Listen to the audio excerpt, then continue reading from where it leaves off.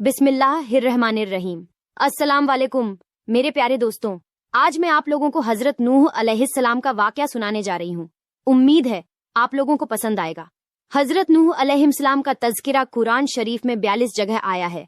हजरत आदम की औलाद दुनिया में खूब बढ़ी और आहिस्ता आहिस्ता ये खुदा को भूलने लगे जिसने उसे पैदा किया था और जो उनका पालने वाला है, और शैतान के बहकाए में आने लगे जिसने हजरत आदम अलैहिस्सलाम को जन्नत से निकलवा दिया था। शैतान के बहकाए में आकर वो लोग बूतों और आग, सूरज वगैरह को पूजने लगे और एक खुदा के बजाय मिट्टी और पत्थर के बहुत सारे खुदा बना लिए। अपने हाथ से अपना खुदा बनाते और फिर उनसे मांगते। हालांकि ये मिट्टी और पत्थर के लिए भी कुछ न कर सकते थे। उनके लिए क्या करते? अल्लाह ताला जो अपने बंदों से बड़ी मोहब्बत रखता है, उसको ये कभी गंवारा नहीं कि उसके बंदे शैतान के बहकाए में आकर अल्लाह के अलावा किसी और की इबादत करने लगे और उसकी सजा में मरने के बाद दोजख में जलें। अल्लाह पाक ने हजरत नूह अलैहिस्सलाम को अपना नबी बनाकर भेजा। उस जमाने में लोगों की उम्रें बहुत बड़ी बड़ी होती थीं। हजरत नूह अलैहिस्सलाम 950 साल तक अपनी कौम में तबलीग करते रहे कि ए लोगो, सिर्फ एक अल्लाह की इबादत करो और मेरा कहा मानो, वो तुम्हारे गुनाह बख्श देगा।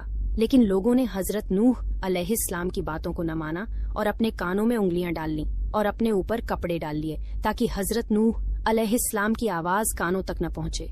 हजरत नूह अलैहिस्सलाम ने हिम्मत न हारी। वो बराबर समझाते रहे और कहते रहे, ए लोगो, अल्लाह से मुआफी मांगो, वह बड़ा मुआफ करने वाला है।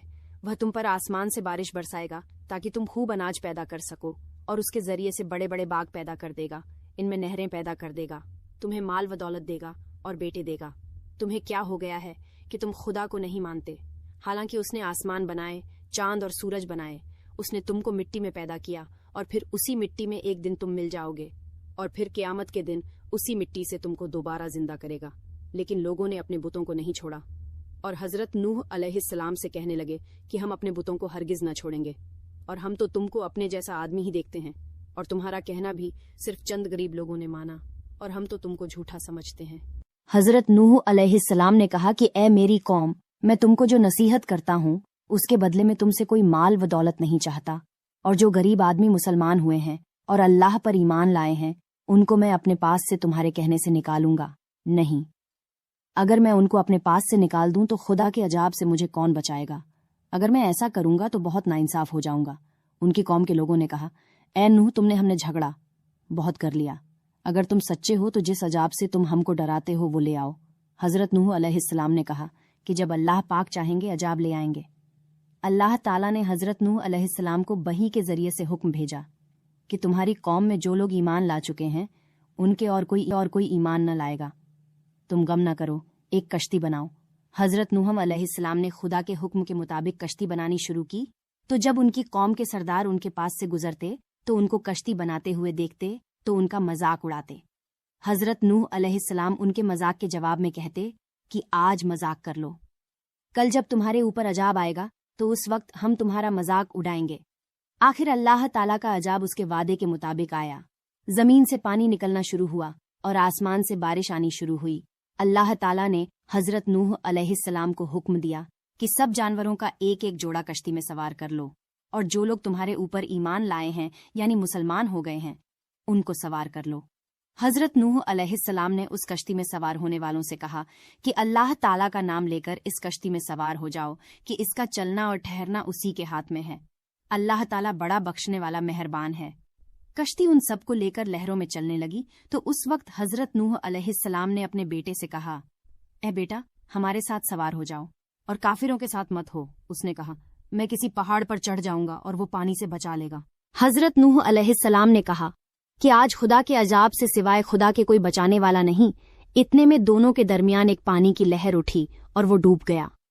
फिर खुदा ताला ने जमीन को हुक्म दिया कि अपना पानी निगल जा और आसमान को भी हुक्म दिया कि पानी बरसाना बंद कर दे, यहाँ तक कि पानी खुश्क हो गया और तमाम काफिर दुनिया में खत्म कर दिए गए।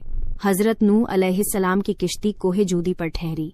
हजरत नूह अलैहिस्सलाम ने अपने परवरदिगार से अर्ज किया कि ए मेरे रब, मेरा बेटा भी मेरे घर वालों में से है और आपका वादा सच्चा है।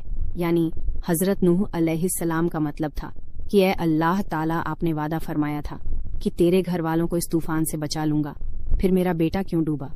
तो खुदावंद ताला ने फरमाया कि ए नूह, تیرا بیٹا تیرے گھر والوں میں سے نہیں تھا کیونکہ اس کے عمل اچھے نہیں تھے۔ میں تجھ کو نصیحت کرتا ہوں کہ ایسی بات نہ کر جو تیرے علم میں نہیں، اس لیے کہ کنعان اللہ کے علم ازلی میں کافر تھا اور یہ بات نوح علیہ السلام کے علم میں نہ تھی۔ حضرت نوح علیہ السلام نے اللہ پاک سے توبہ کی اور اپنے کہنے کی معافی چاہی۔ اللہ پاک نے ان کو معاف کر دیا اور حکم دیا کہ اے نوح ہماری طرف سے سلامتی اور برکتوں کے ساتھ اتر۔ اس کے بعد حضرت نوح علیہ السلام کی امت سے دنیا بسی اور آہستہ آہستہ ان کے بال بچے آباد ہوتے گئے۔ یہ سب لوگ خدا تعالیٰ کی اطاعت کرتے رہے۔ زمانہ گزرتا گیا اور آہستہ آہستہ شیطان نے پھر سے بہکانا شروع کیا تو یہ لوگ خداوند تعالیٰ کو بھولنے لگے۔ دوستوں، یہ واقعہ ہمیں سیکھ دیتی ہے کہ حضرت نوح علیہ السلام جو کہ اللہ تعالیٰ کے اتنے بڑے پیغمبر تھے، اپنے بیٹے کو اس کے برے کاموں کی وجہ سے اللہ تعالیٰ کے عذاب سے نہ بچا سکے۔ اس طرح اگر ہمارے ماں باپ اللہ کے کتنے ہی ولی کیوں نہ ہوں، اگر ہمارے عمل اچھے نہ ہوں تو وہ ہم کو اللہ تعالیٰ کے عذاب سے نہ بچا سکیں گے۔